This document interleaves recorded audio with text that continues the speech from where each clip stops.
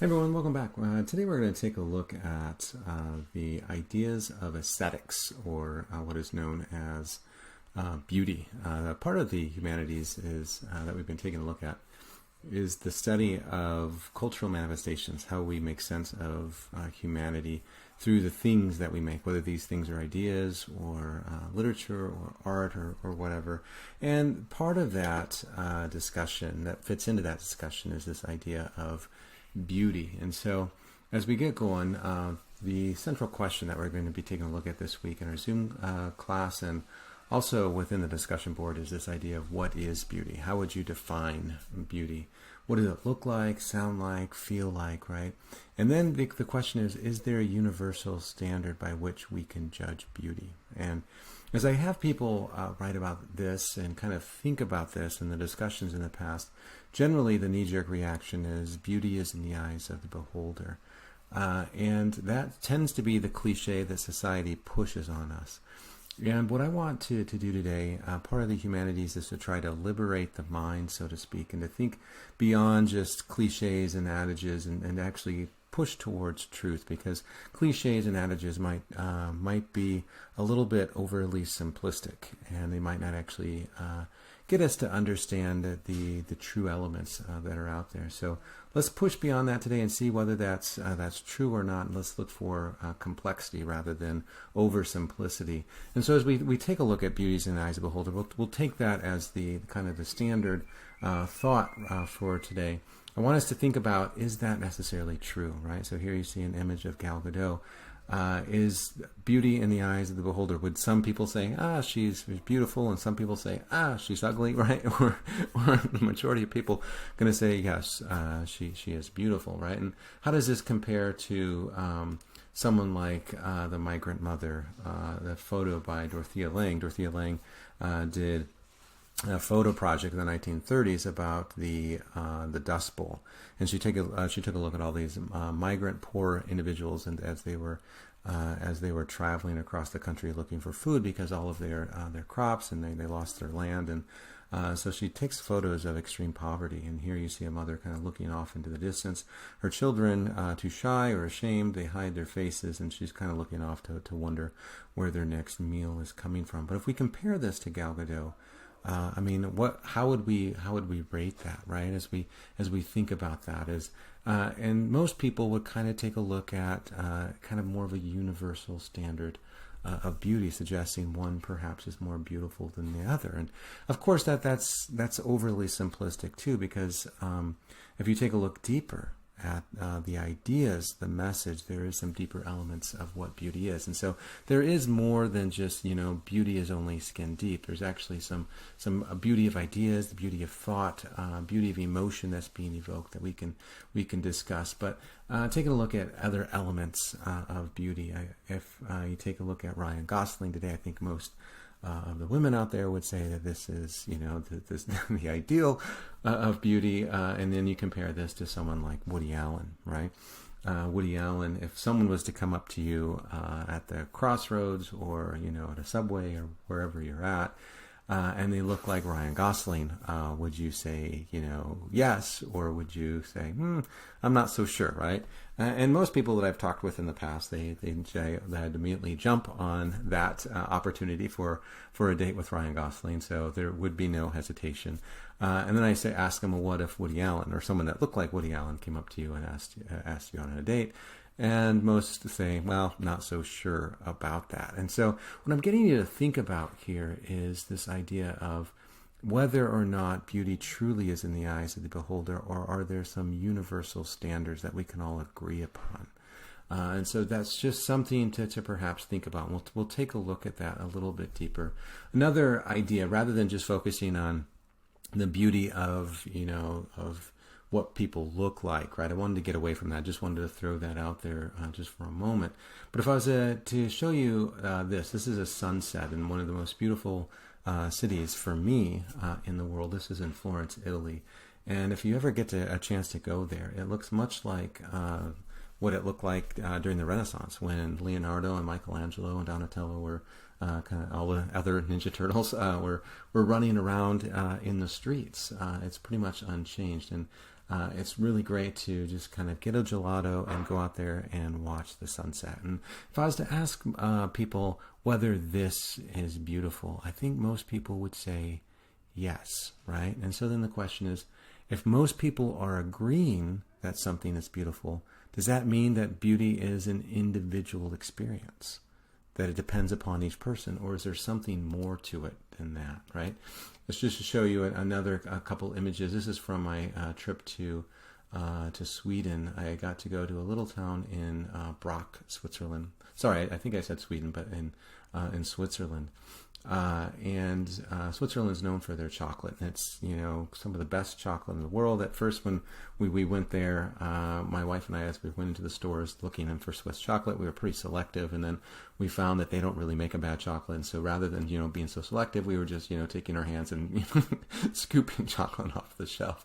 But as we went there, we got to go to this little town of Brock, and you get off. It takes what takes you there is a little tiny train that looks just like one of those trains that you'd have around a Christmas tree.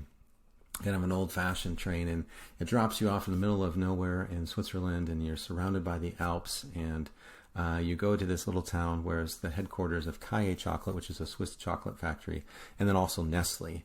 And as you get off the train, it smells exactly like the Celestial Kingdom is going to smell. It smells exactly like chocolate. And so we got to go on this tour of a chocolate factory and got to see how they make all of this different kind of chocolate. And then at the very end, as you see on the top image, we were able to have all the free samples of chocolate that we wanted at the end of our tour, and it was amazing, right? And I think most people, if they would experience this, they would say, yes, this is beauty. This is what beauty looks like.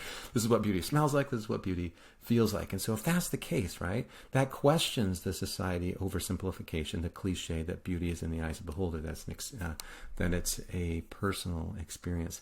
Taking a look at this. This is a trash heap of Ghana. One of the sad facets of modern life is that we take all of our junk that we use, and on average, only 1% of what we purchase we actually use or is in use 6 months later. So about 99% of what we buy actually goes to the dump, and it's designed to go to the dump. And so our landfills in the United States are becoming so filled up that we're now exporting our trash to other places like Ghana, and it's not as though we're just dumping it in the middle of the night and sneaking off, right? We're paying them to do it, but still, there's some kind of harsher questions about our way of life and our behavior, whether we should be doing this. And if I were to ask most people, is this beautiful? Right? I think most people, and I could be wrong. There might be some out there that says yes, this is beauty. I think most people would say, no, this is not beautiful. And so to compare this to either Brock, Switzerland, or Florence, Italy, there's tends to be, right, a standard of beauty of what we expect beauty to be. And so, again, we need to push beyond oversimplification and ideals. I want to show you a clip here of an individual in New Zealand who, it was snowing one day in a shopping mall, and he took his camera and decided to film. And what I want you to think about as we go through this is whether snow is beautiful, right?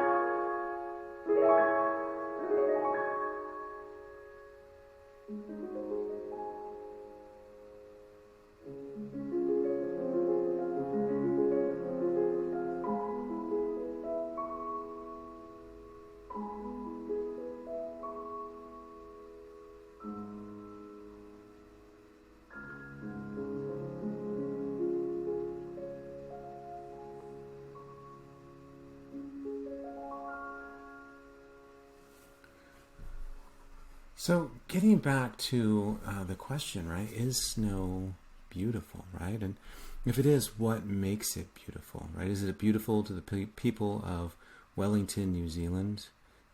Is it beautiful to people in Rexburg in January when it's minus 10 degrees and you have to walk across campus in 2 feet of snow, right? What is it that makes snow beautiful? And does it change depending on the person experiencing it, right? So it's another kind of question to think about, right? What makes something beautiful? Is beauty something that we're able to appreciate? Does something become beautiful when humans are able to appreciate it, and not beautiful when humans are unable to appreciate it? Or is there some intrinsic quality that something has that makes it in and of itself beautiful, right? So these are some deeper thoughts that I want you to consider as we go through our discussion today. I want to take a look at a couple definitions for you that you can have for your notes and you can consider, very similar to what we've done with the definition of what is humanity. I want to give you some context, some ideas that are out there, and then you can kind of, take the ideas that you like and kind of add to your own, or you can kind of drop the ones that you don't like, however you kind of shape your own ideas. But this is just to give you a thought of what other people have said. Brother Anderson, who used to teach in the humanities department, defined beauty as the following. He said, "Beauty is the act of a creator who makes conscious choices to fashion something unorganized into something organized," right? So here we see, the difference between a rock and Michelangelo's David, right? A rock, not necessarily beautiful in and of itself, but then if there's a creator that's then shaping it and manipulating it in some way, taking something that's unorganized and making it into something organized, right? And we can even kind of bring this out, kind of beyond and take a look at, some of the theological elements of that. What did God do? He took matter that was unorganized and then he organized it into something beautiful, right? So a similar kind of idea. And so Brother Anderson's influenced by that thought, and he applies that into his discussion of the humanities and what is beauty. He says the natural state of the universe is chaos, and the Creator organized chaos into something beautiful. Beauty is order made from disorder, right? And so here you see another, piece of coal, and then, after, millions of years, it turns into a diamond. And so taking a look at, using something that is not necessarily organized and finding order to it. And so he argues that beauty is finding the order within it, right? And so an interesting thought on what beauty is. And so he would argue, I think, that the snow in and of itself isn't beautiful per se, but the fact that the filmmaker is able to use, the use of film techniques such as slow motion and the use of the song and the different shots that were being used, that makes that the beauty of the snow, and it makes the interaction that we feel. Taking a look at Plato, Plato says the following. He says that beauty does not come from humans, right?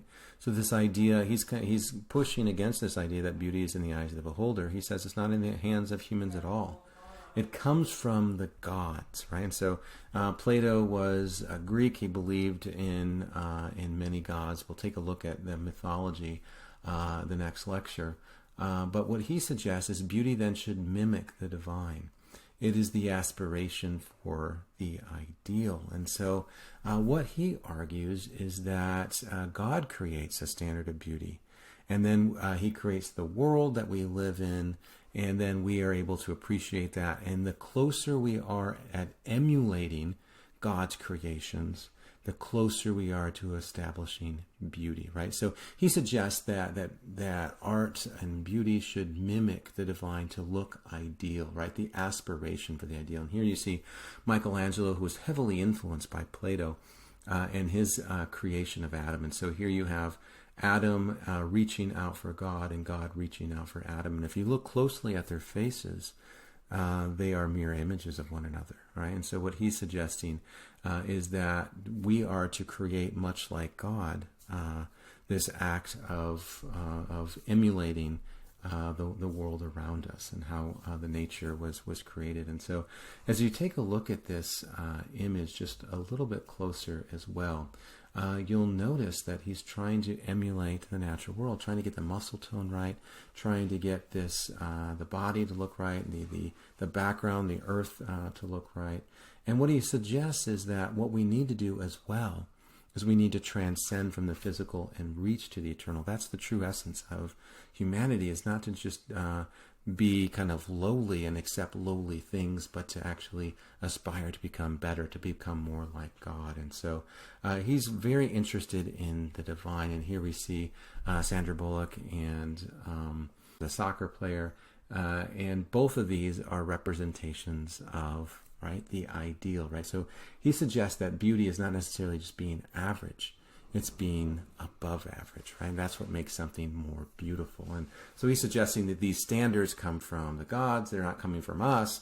They're coming from the gods. And then the closer we get to those ideals, the better we are. But again, there's some problems with Plato's ideas here. There's some complications to it that I want to dig a little bit deeper into that idea.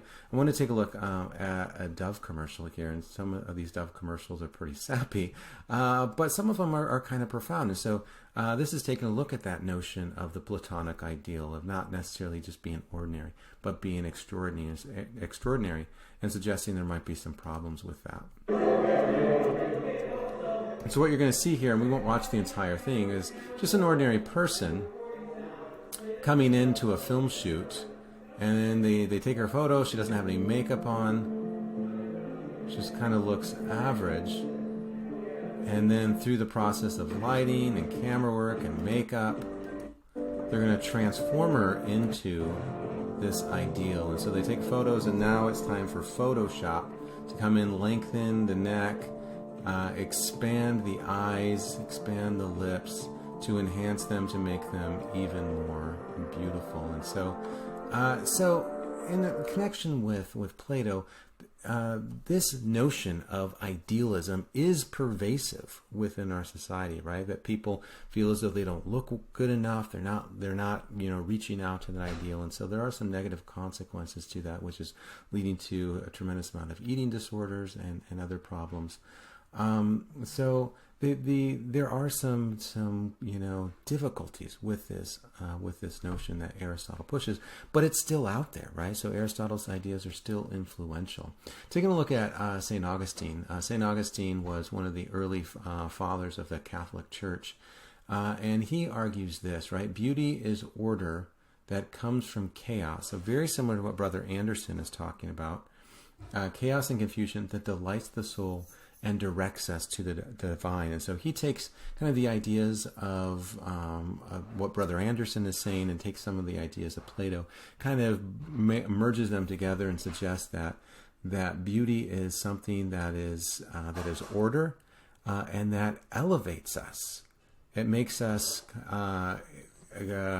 aspire to become, think of, enlightens us to become more like the divine. And so that's kind of his definition of beauty. I want to take a look at another philosopher, Richard Seymour, more of a contemporary philosopher, and his ideas within a TED Talk that he gives. And he comes from industrial design, but industrial design has some overlap within the humanities because they're interested in this idea of beauty, and he's going to talk about that.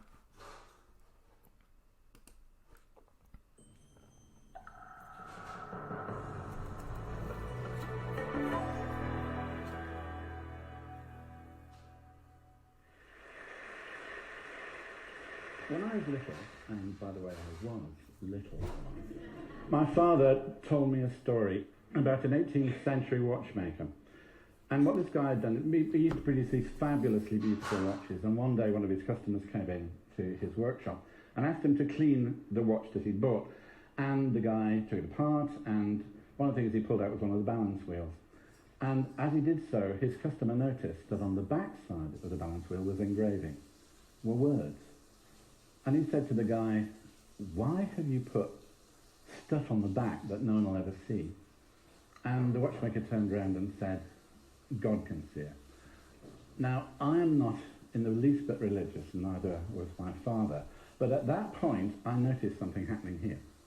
I felt something in this plexus of blood vessels and nerves, and there must be some muscles in there as well, somewhere I guess, but I felt something, and it was a physiological response. And from that point on, from my age at the It's kind of interesting how he's describing the feelings of the spirit, right? And as I took on my career as a designer, I began to ask myself a simple question, is do we actually think beauty, or do we feel it? Now you probably know the answer to this already. You probably think, I don't know which one you think it is, but I think it's about feeling beauty. And so I then moved on into my design career and began to find some exciting things. One of my early work was done in automotive design, some very exciting work done there. And during a lot of this work, we found something, or I found something that really fascinated me. And maybe you remember it. Do you remember when lights used to just go on and off, click, click, when you closed the door in a car? And then somebody, I think it was BMW, introduced a light that went out slowly. Remember that? I remember it clearly. Do you remember the first time you got in the car and it did that? I remember sitting there thinking, this is fantastic. In fact, I've never found anybody that doesn't like the light that goes out slowly. And I thought, well, what the hell is that about? So I started to ask myself questions about it. And the first was, I'd ask other people, do you like it? Yes. Why? And they'd say, oh, it feels so natural, or, you know, it's nice. I thought, well, that's not good enough. Can we cut down a little bit further? Because as a designer, I need the vocabulary, I need the keyboard of how this actually works. And so I did some experiments, and I suddenly realized that there was something that did exactly that. Light to dark in 6 seconds. Exactly that. Do you know what it did? Anyone? You see, using this bit, the thinky bit, the slow bit of the brain, using that, this isn't a think, it's a feel. And would you do me a favour for the next 14 minutes or whatever it is? Will you feel stuff? I don't want you to think as much as possible. I want you to feel it. I felt a sense of relaxation tempered with anticipation. And that thing that I found was the cinema, or the theatre. It's actually just happened here. Light to dark in 6 seconds. And when that happens, are you sitting there going, no, the movie's about to start? Or are you going, that's fantastic, I'm looking forward to it. Do I get a sense of anticipation? Now, I'm not a neuroscientist. I don't know even if there is something called a conditioned reflex, but it might be, because the people I speak to in the Northern Hemisphere that used to go into the cinema get this, and some of the people I speak to that have never seen a movie or been to a theatre don't get it in the same way. Everybody likes it, but some like it more than others. So this leads me to think of this in a different way. We're not feeling it. We're thinking beauty is in the limbic system, if that's not an outmoded idea. These are the bits, the pleasure centres, and maybe what I'm seeing and sensing and feeling is bypassing my thinking. The wiring from your sensory apparatus to those bits is shorter than the bits that have to pass through the thinky bit, the cortex. They arrive first. So how do we make that actually work?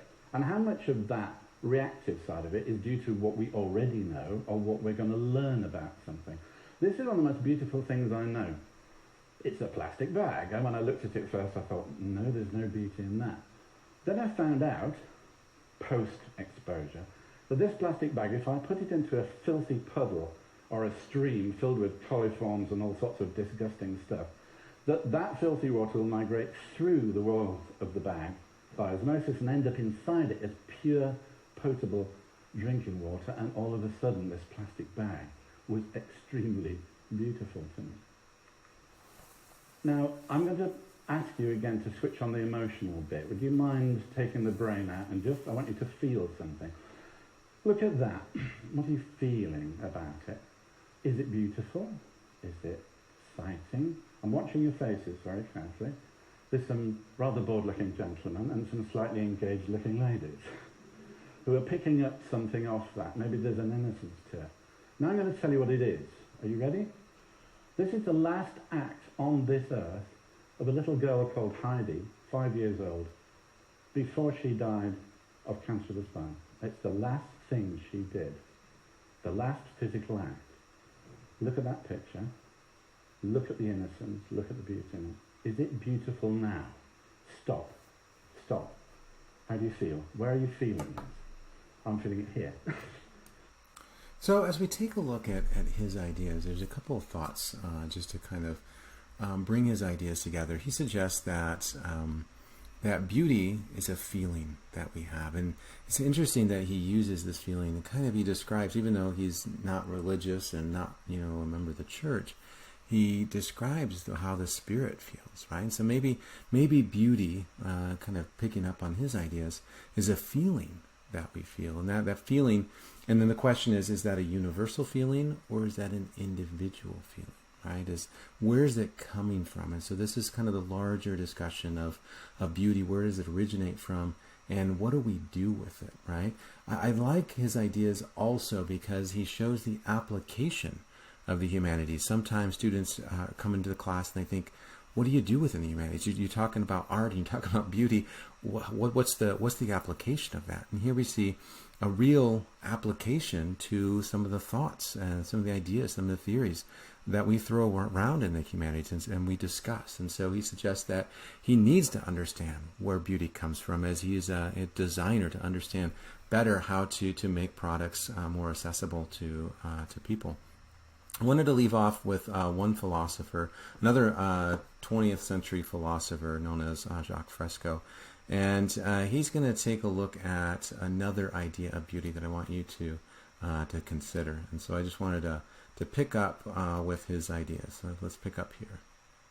What he suggests is that beauty is a social construct, right? He suggests that there really is no universal definition of beauty. It's created by society. Society sets the standards, and those standards change over time. All right, so if we were to take a look at what someone was considered beautiful 1,000 years ago, it would not be the same as how we would define beauty today, right? And so he suggests, for instance, there's a standard of beauty in the United States, as we see here with Kerry Washington, someone that's considered beautiful, and that's going to be different from the definition of beauty in another place such as Thailand, right? And so he suggests each culture has its own understanding of it. And so it's very different from the ideas of Plato, or very different from the ideas of St. Augustine, suggesting that really it's not originating from maybe some divine source, but it's originating from some human source, right? So it's kind of an interesting addition to that. And so what I want you to think about as we close today, I want you to think about, is beauty truly in the eyes of the beholder? Is it in the eyes of society, as Jacques Fresco says here? Or is it in the eyes of the divine? Where does it originate from? Who creates it? Who sets the standard? And for that, I wanted to turn to a Dove commercial, and I want you to another Dove commercial. I want you to think about that question, right? Where does beauty originate?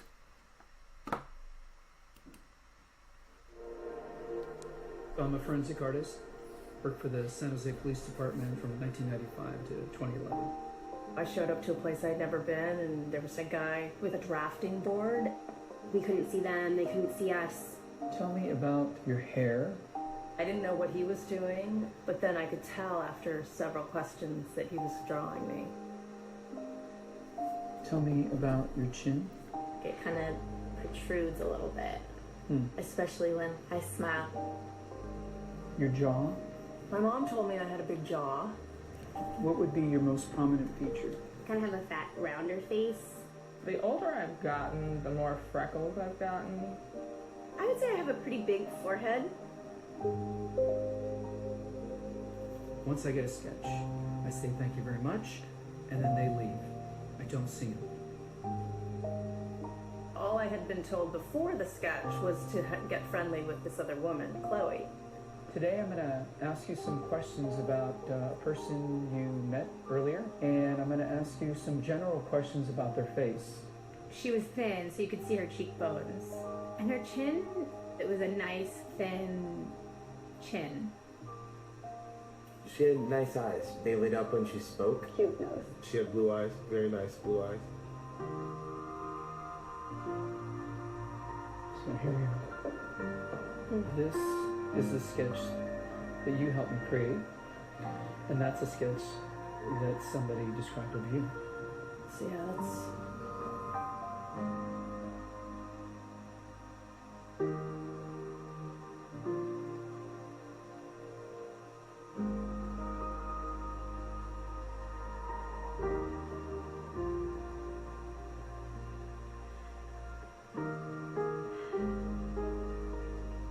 She looks closed off and fatter.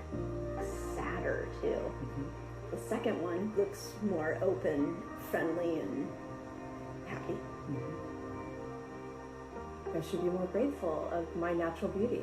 It impacts the choices and the friends that we make, the jobs we apply for, how we treat our children. It impacts everything. It couldn't be more critical to your happiness. Do you think you're more beautiful than you say? Yeah. Yeah. We spend a lot of time as women analyzing and trying to fix the things that aren't quite right. And we should spend more time appreciating the things that we do like.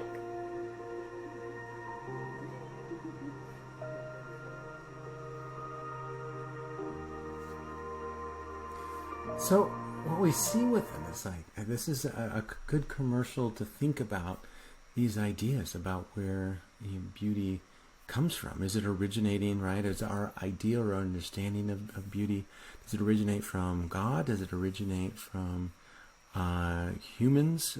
Does it originate from us individually, right? And so doesn't necessarily answer, this commercial doesn't answer that question, but it at least gets us to think about that on a deeper level. And this discussion of what is beauty is part of this ongoing discussion of what does it mean to be human?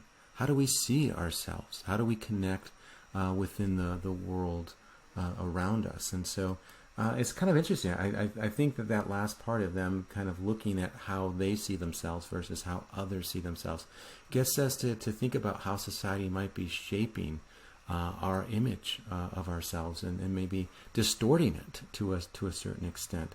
And then this is the question that we're going to take a look at on the discussion board, is taking a look at Brother Anderson's, Plato, St. Augustine, Richard Seymour's, and Jacques Fresco's definition on beauty.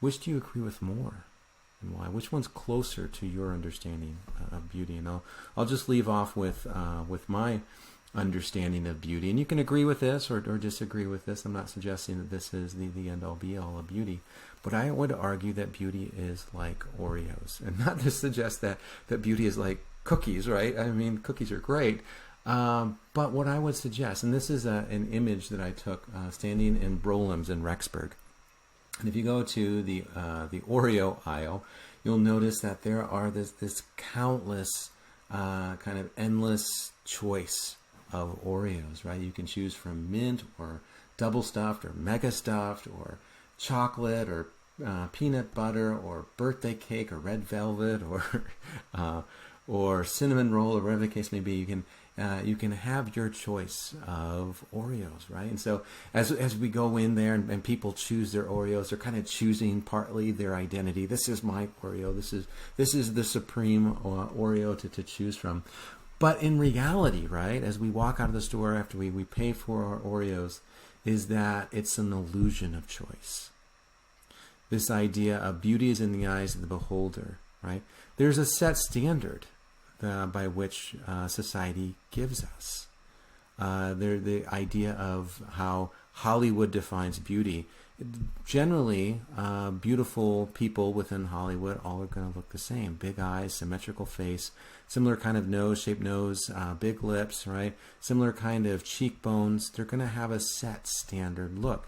There's going to be some slight variation to that, but essentially it's all going to be very similar. And so a similar idea is with Oreos, right? They're essentially all stuffed cookies, right? Cream stuffed cookies in some way, right? So society tells us what is beautiful and then tells us, but you get to choose which Oreo you're going to select. And so the idea of that beauty is in the eyes of the beholder, I think, is a social construct to get us to not think deeper about beauty, to get us to think that, actually, it's not society telling us how to look, how to behave, how to react, how to think of ourselves.